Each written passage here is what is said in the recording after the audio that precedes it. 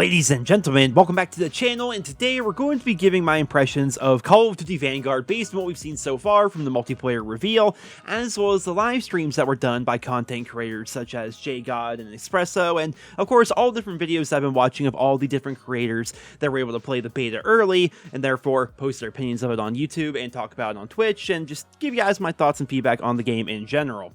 Now, it is worth mentioning that tomorrow the beta actually goes live, so right now my PlayStation 4, my day one PS4, in fact, is downloading the beta. It is going to be quite the experience using that jet engine of a console and trying to actually compete with all these people on their PS5s and all that. But I think the thing for me is I'm not going to be taking the beta super seriously. I'm going to be playing, trying to get a feel for the game, get a feel for the maps, the guns, the new combat pacing feature, and things like that. I think that's going to be the main focus of the beta for me. I'm not too focused on having like a 10 KD or dropping nukes or anything like that. Like, I feel as though some people take the betas way too seriously. Like, remember back during the Cold War beta, everybody and their mother were using the MP5 every single game, like somehow they were going to get picked up by Optic or something like that should they do well enough in this free beta. Like, it makes no sense really whatsoever. I suppose everyone's free to play the game however they want to play the game, but for me it's like, what's even the point of like just using what's obviously the best gun? Try out all different things, right? The whole point of the beta is knowing that your stats don't count, knowing that nothing carries over, so just have fun, mess around with different things, try different attachments, be goofy, have fun. But you know, the Call of Duty community these days, they're not really so much about fun as much as they are sweating, but then again, kind of skill-based matchmaking may have conditioned them to feel that way.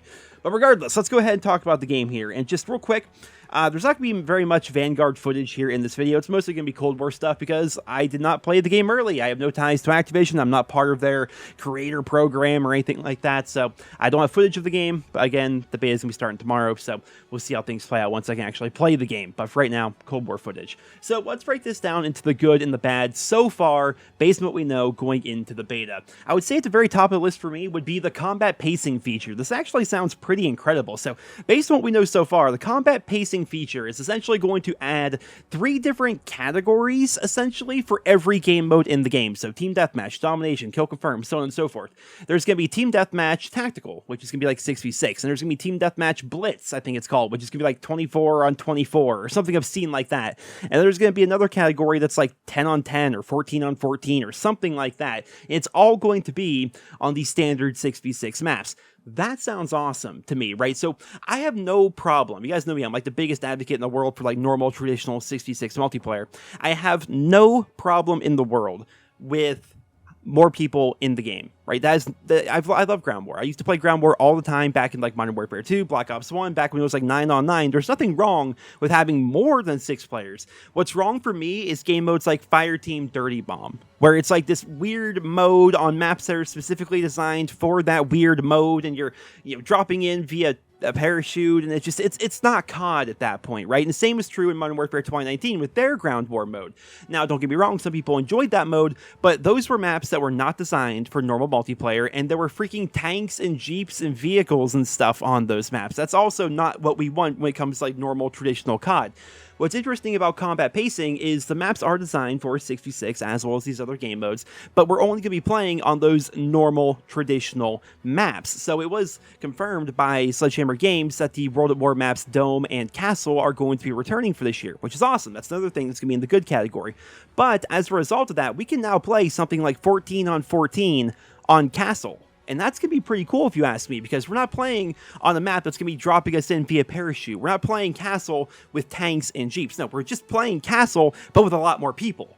Right? And that's cool because it's like the normal traditional Call of Duty multiplayer experience, just with a lot more people in game modes like Team Deathmatch and Domination. That's awesome. I think everyone is going to be excited for something like that. And if you don't enjoy that kind of gameplay, then don't play it, because you can still play normal Castle 6v6, right? It just gives players more options without expanding outside of the normal traditional Call of Duty multiplayer. They're not putting time and resources into these maps like Fireteam Dirty Bomb or Ground War from Modern Warfare 2019 that are going to take away from the normal maps that could could be used for 6v6. So in general, 2 thumbs up. On paper anyway, combat pacing sounds incredible, and based on what I've watched so far, combat pacing looks incredible, and I cannot wait to actually get my hands on it with the beta this weekend. Moving along here, map design. I would say the maps look really good so far. I haven't played them yet, but so far the maps look really good in Vanguard. From the weather, to the destructible cover, to the fact that there aren't too many doors. Did you guys notice that when you're watching footage and stuff? There doesn't seem to be too many doors within Vanguard, which is fantastic. And the overall variety of the maps that we've seen so far is also incredible.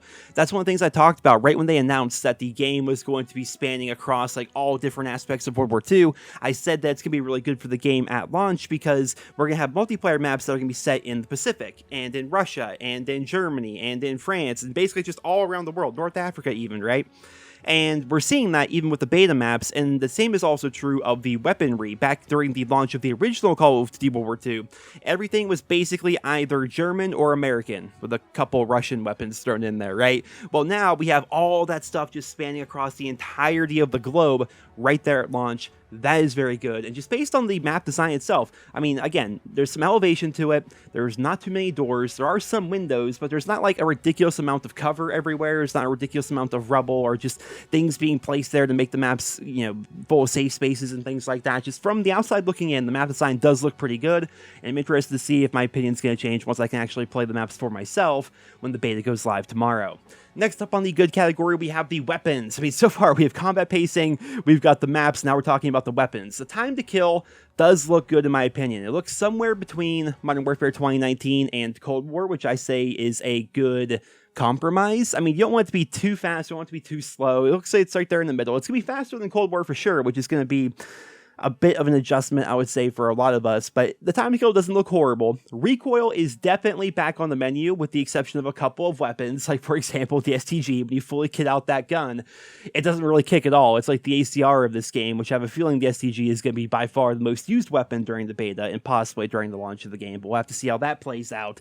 But in general, before you get attachments, recoil is definitely back on the menu. I'm interested to see how the new 10 attachment system is going to work, and if 10 attachments is just going to make every single gun feel like a Modern Warfare gun and make it so every gun has no recoil. I'm not sure if that's how it's going to work, but I'm interested to see how things are going to play out in regards to that. So far, I'm going to put the footsteps as a positive in this game, just because apparently they are super silent. Like, I had a very keen eye when I was watching live streams and gameplay videos of people running around playing Vanguard, because I was interested to see how all these pro players and YouTubers who are essentially just playing at home with like their proper headsets and stuff like that, I was wondering how they were going to do when it came to the footsteps, right? Because if you're at home in your home environment wearing your normal headset at your desk and stuff, you're going to be able to hear people pretty easily. You're in a very comfortable environment. And I kept noticing people running right up past each other without even realizing the other person was right there. So footsteps seem to be pretty silent by default. I am concerned that at some point Sledgehammer Games is going to go ahead and make it so the footsteps are even louder, because no one's using the Dead Silence field upgrade, and then as a result, Dead Silence as a field upgrade is going to become required, and it's going to be basically Modern Warfare 2019 all over again. That could be the case, although I doubt it, so I don't know. I guess I shouldn't say I doubt it. That could definitely happen. I just want Dead Silence to be a perk, man. Just make Dead Silence a perk. I don't care how silent they are by default. I will run Dead Silence as a perk all the time. Moving on here with the good. The kill streaks look pretty fun. They are once per life, which is dumb, and I also feel as though personal radar is selfish. That should not be a streak unless you're playing like free-for-all. And I also think the idea that the UAV and the counter UAV are both a 4-kill streak, and therefore you cannot run both, you can only run one at a time, is kind of silly, because it encourages people to run like the personal radar, which again I think is selfish in a team-based game mode, and it also encourages people to run like either just the UAV or the counter UAV, as compared to being able to run both to be like the super team player. So I don't like, you know, some of the balancing around it, and I don't like the fact that you can only earn your streaks one life. Like if you're running like low streaks, like personal radar, UAV, and glide bomb, once you get your glide bomb, you can't start working towards another personal radar or another UAV. You basically just have to die or kill yourself to unlock your next set of streaks, and I think that's bad game design. That's how it was back in the day. I get that. That's how it was back in the glory days of like COD 4, but it's 2021. I think we can do away with that old archaic system and make it so once you earn your third streak, you can start working towards your next set of streaks. But then again, maybe the reason why they're doing that is because they're worried that people are going to get too many UAVs. But even then, that's not even a thing. Too many UAVs can't be a thing because your team can only have one UAV up at a single time.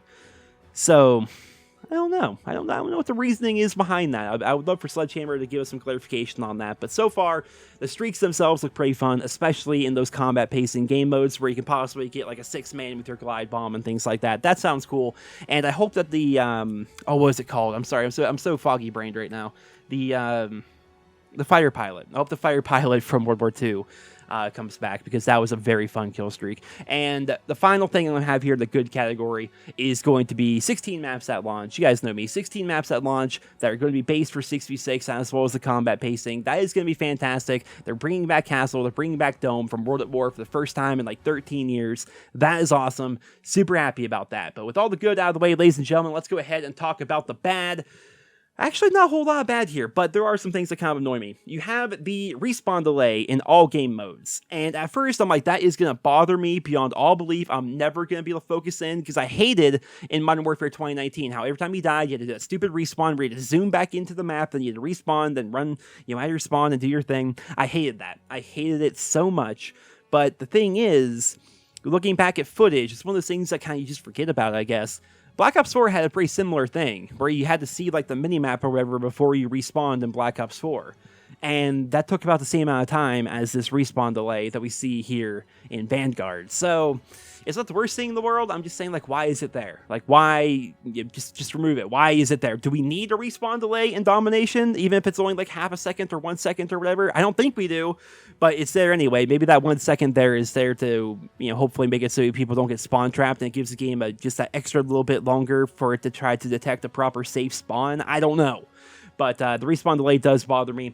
You guys knew it was coming. Dead Silence as a field upgrade. That's stupid. Make it a perk. Just make it a perk. Sledgehammer, just come on. Please. Just make it a perk. Everyone will be happy. You guys may remember back during the reveal of this game, I actually talked about it in my previous video, but they spent so much time talking about how tactical leaning and blind fire is. And I'm going to say that's a negative. I'm definitely going to say it's a negative, because no matter what, even if people in your lobby aren't using the lean feature or the blind fire feature or anything like that, I have a feeling that Sledgehammer Games is going to be tying challenges for your weapon camos towards leaning and blind firing and doing stupid shit like that, which nobody wants. So Sledgehammer, again, nobody wants that. Nobody wants to sit there and just go for blind fire kills to unlock some random camo that they're never going to use on their way up to gold. All right, nobody wants to do that, so just make sure that's not a thing.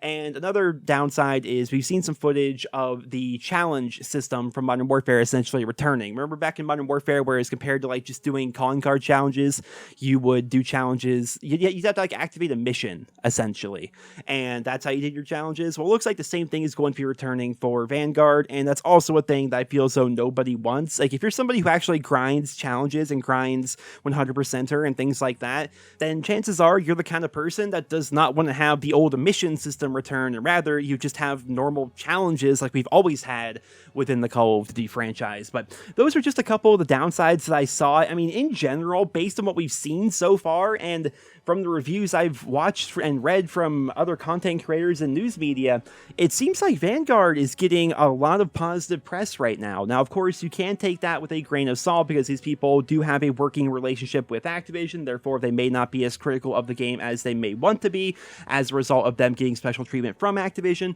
That is a thing. They will always deny it, but that is a thing. There's always going to be an inherent bias when you work with Activision and then try to critique their product after they've given you so much preferential treatment. Like, these people are making these reviews saying how unbiased they are while they're wearing their jacket that Activision sent them. Like, that's a thing, right? So, but in general, based on what I've seen from these different creators and just looking at it myself, like, I feel as though the game does look pretty good. Is it similar to Modern Warfare 2019? Yes. Is it similar to Black Ops Cold War in some ways? Yes. Does it have all the bad that Modern Warfare had? No, it definitely improved upon a lot of the problems that I personally had with Modern Warfare 2019. Yes, we do still have things like tac sprint and leaning, and now we have blind firing and be able to move while mounted and things like that. Sure, those are features, but like we saw back during the alpha, they were not massive problems when actually put into practice while playing the game. So we'll have to wait and see how things play out tomorrow, man. We're going to have to really wait and see because, again, the beta for PlayStation, if you pre-ordered, starts tomorrow and it's going to be running all weekend. I did pre-order on my stupid day one PS4 that doesn't run the game really well whatsoever and sounds like a jet engine. But I'll be playing the game all weekend. I'll be trying to get a good feel for the game. And, of course, I will do a proper in-depth discussion video review with you guys here this weekend after I get some time with the game myself as compared to just watching other people play. But so far, ladies and gentlemen, I would like to say the Vanguard, I was pleasantly surprised. The game looks better than I thought. I went into this thinking it was going to be a Modern Warfare clone with a World War II coat of paint, and in some respects, it is that. There is no denying that. There are a lot of similarities between this game and some of the mechanics that we saw with Modern Warfare 2019. However, the game got rid of a lot of the problems that I personally had with Modern Warfare 2019. It adopted some good things that we saw back with Call of Duty World War II, as well as some good things that we saw with Call of Duty Cold War, and as a result, I have high hopes for this year's game. So that is my first impression so far, I guess, of the game based on what we've seen so far. Although I don't really want to call it a first impression, considering it's not even really me playing the full-on multiplayer. Of course, I played a bunch of the alpha, but that's Champions Hill. That's not even the multiplayer. So far, it looks pretty good, and that was the focus of today's video. And I'd love to hear what you guys think down there in the comments. Stay tuned to the channel here for another video when I actually can play the game, and that should be a lot of fun. I'll be talking about the good, the bad, and the ugly when I actually get my hands on the beta itself. It's a very fun time of year for me personally. I don't get a whole lot of sleep, but who needs it, right? It's COD season. We're going to be grinding, and it's going to be a lot of fun. So hopefully you guys all enjoyed today's video. If you did, consider leaving a like. Thank you all so much for listening, and I hope you guys all have a wonderful day.